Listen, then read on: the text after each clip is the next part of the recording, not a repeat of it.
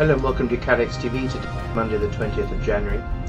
Credit card details from almost half of all South Koreans have been stolen and sold to marketing firms. The data was stolen by a computer contractor working for a company called Korea Credit Bureau that produces credit scores. The names, social security numbers and credit card details of 20 million South Koreans were copied by the IT worker. The scale of the theft became apparent after the contractor at the centre of the breach was arrested. Managers at the marketing firms which allegedly brought the data were also arrested.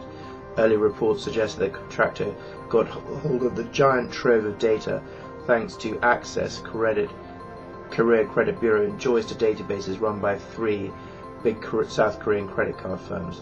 The contractor stole the data by copying it to US for three firms, KB Kukmin Card, Lotte Card and HN Nunga Card, to ensure that the data stays safe.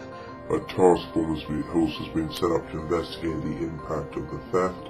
The three bosses of the credit cards involved made a public apology for the breach.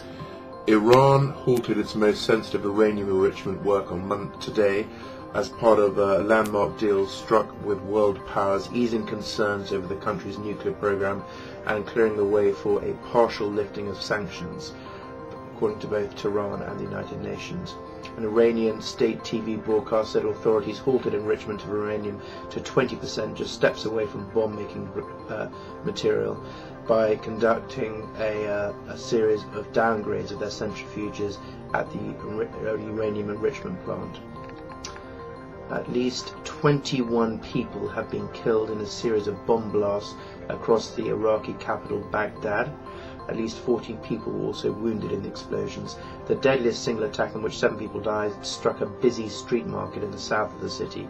In an extended surge of sectarian violence, 756 people died in December alone. More than 650 have died so far in January, according to AFP news agency. The violence has not reached its level. It has not yet reached this level since 2007. No group claimed immediate responsibility for today's attacks, but previous similar bombings have been widely blamed on Sunni insurgents seeking to undermine the Shia-led government of Nuri Maliki. A court in Vietnam has sentenced 30 people to death over heroin smuggling in what is said to be the largest such trial ever held in the country. The trial over the smuggling of nearly 2 tons of heroin began in the Quang Nhi province in early January. Dozens of others were also given prison sentences from 2 years to life. This is the largest ever drug trial in Vietnam in terms of the number of defendants. And finally, US intelligence leaker Edward Snowden may have collaborated with Russia, according to the chairman of the US Intelligence Committee. Representative Mike Rogers told CBS's Face the Nation, "I believe there's a reason he ended up in the loving arms of an agent in Moscow." Mr. Rogers offered no evidence to back his theory, and the FBI is said to remain sure that Snowden acted alone. That's all from us today. We'll be back with you at the same time tomorrow. Until then, thank you very much and goodbye.